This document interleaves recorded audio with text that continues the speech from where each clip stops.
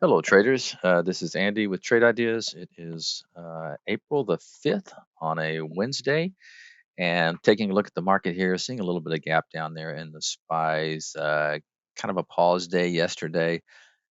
Not a lot happening. I feel like we need to pull back or do some consolidation or something. I'm not seeing a lot of good setups. A lot of your technology stocks have had a nice move, but at the levels they are, just not real crazy about them. But let's take a look at some that might have a move in them over the next few days, setting up nicely.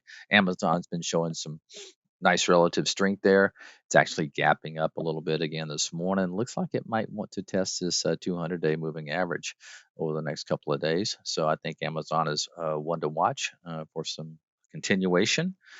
Uh, let's see. PLTR had some news this morning with Microsoft gapping above this key range. You can see it there. It's a nice little resistance level. It's gapping above. So see if it can hold above that gap, and then it could have maybe a move to this $10 range over the next few days. Let's see. Also, SO is a nice looking chart, and uh, not bad there.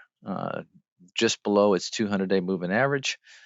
Look for just put you maybe a little price alert right at that 200-day moving average and see if it can get going above that. And another one is Lulu. Lululemon is had a nice gap up, looking like it may do a horseshoe. We like to call this pattern.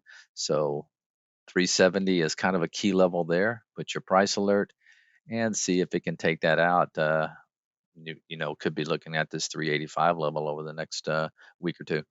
All right. Have a great day, guys. We'll talk to you tomorrow. Bye bye.